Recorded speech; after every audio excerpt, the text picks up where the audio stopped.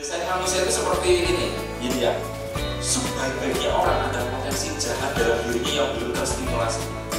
Sejahat-jahatnya orang ada kebaikan di dalam diri. Yang ini kalau kita sentuh terus ini membesar.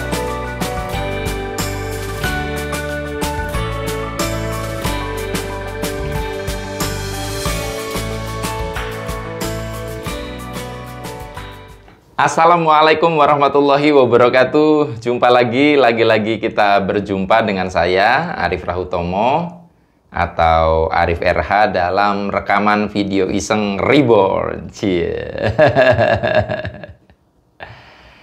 Ya, teman-teman semua, dalam video kali ini tema yang mau saya bahas adalah baik saja tidak cukup. Ya, baik saja tidak cukup. Teman-teman, kata baik atau kebaikan adalah kata yang tidak asing lagi dalam benak banyak orang ya, termasuk Anda saya kira. Ada ajaran-ajaran untuk yuk banyak-banyak melakukan kebaikan, menjadi orang baik dan sebagainya. Saya menelusuri definisi tentang baik, kebaikan itu ternyata juga sangat bervariasi dan kontekstual, sehingga akhirnya menjadi relatif lagi. Sebagaimana saya pernah bilang, mencari definisi tunggal tuh sudah susah kalau kita bicara tentang kesepakatan antar manusia. Baik di sini dengan baik di luar negeri itu belum tentu sama. Di sini Anda basa-basi tujuannya baik, bisa jadi di luar negeri malah basa-basi itu mengganggu privasi orang. Ya, misalnya ada tetangga Anda mau berangkat ke satu lokasi, ditanya, mau kemana Pak? Gitu. Kalau di sini itu sebuah keramahan bertetangga, tapi di culture di luar negeri, di beberapa wilayah, ketika Anda bertanya begitu, lu kan gue mau kemana urusan gue, ngapain lu kepo amat gitu loh. Jadi akhirnya baik pun menjadi bias. Jadi saya tidak mau mendefinisikan baik di sini tuh apa, tapi nanti Anda silakan definisikan sendiri-sendiri sesuai dengan maksud bahasan saya. Nah, yang saya maksud adalah baik saja tidak cukup. Saya sering sekali mendapatkan curhatan orang-orang dalam tanda kutip baik, ya. Mereka melakukan hal-hal baik tapi malah menderita, dan bisa jadi ada di antara Anda yang bukan orang jahat tetapi Anda mengalami penderitaan. Nah, teman-teman, saya pun akhirnya melihat fenomena itu sebagai hal yang umum yang tidak disadari banyak orang, dan saya jadi membuat topik ini karena saya pernah berada di situ, pernah berada pada fenomena menjadi baik dan menderita. Akhirnya saya simpulkan baik saja tidak cukup.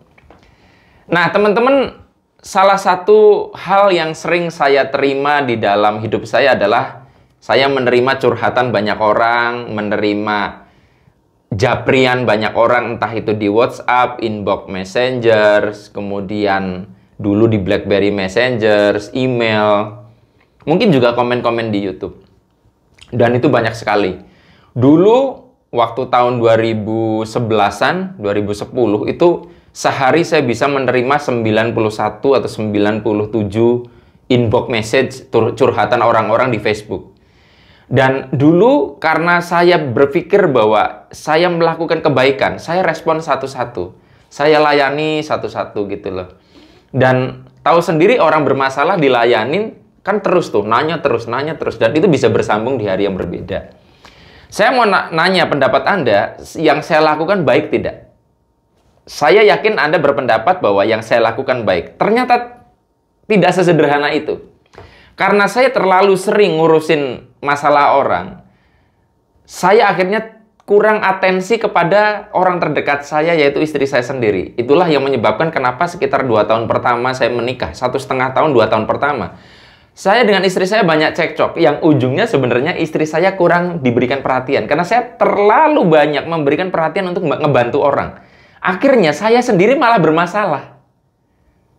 Jadi tidak heran juga seorang psikolog yang kebanyakan ngurusin pasien-pasien, ya, akhirnya nggak ada waktu dengan keluarganya, akhirnya keluarganya sendiri bermasalah. Nah, atau mungkin contoh paling gampang, orang yang petugas kesehatan saking baiknya ngurusin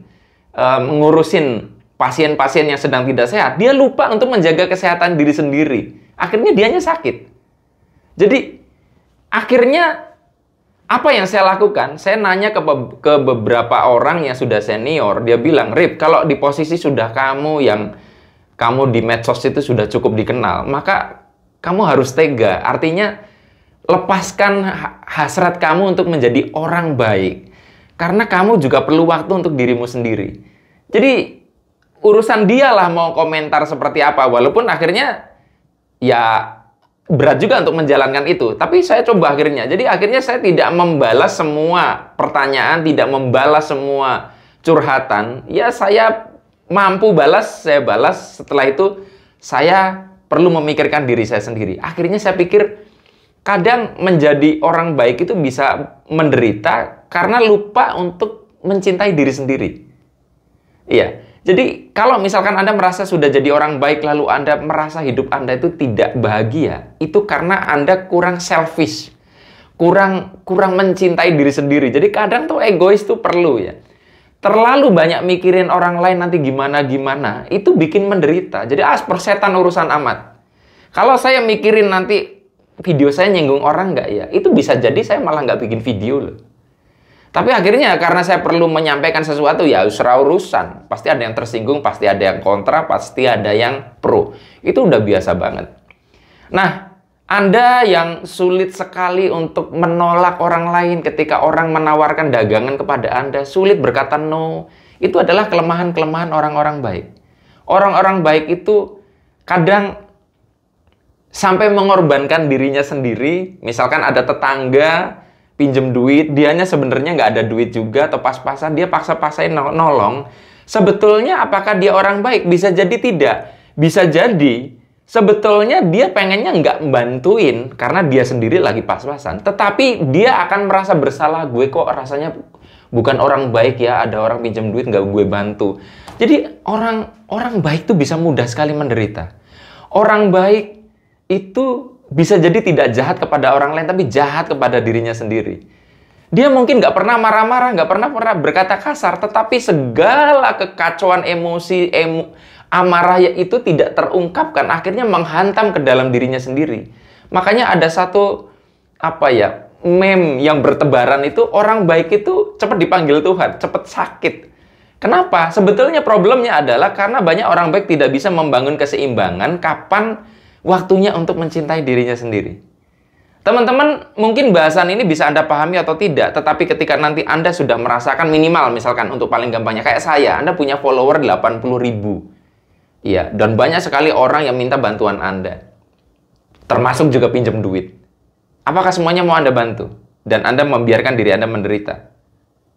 Akhirnya, baik itu tidak cukup. Baik dalam hal itu. Anda pun perlu bijaksana. Bukankah salah satu hal yang didambakan dalam hidup manusia adalah bahagia?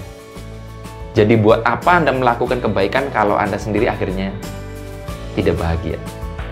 Sampai ketemu lagi dalam rekaman video Iseng Reborn yang selanjutnya. Saya akhiri, billahi taufik wal hidayah. Wassalamualaikum warahmatullahi wabarakatuh. See you.